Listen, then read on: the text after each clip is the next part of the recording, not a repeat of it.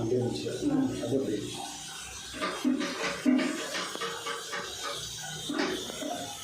கிட்டலாம் தண்ணி வந்து போடும்.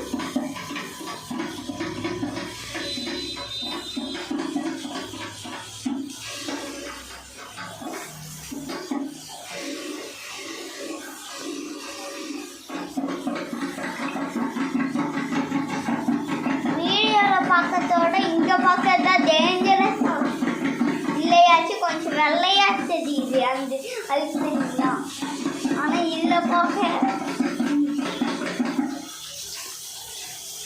இது அதுக்கப்புறம் லாஸ்டா முழுசா கிளீன் வேற பண்ணுவாங்க.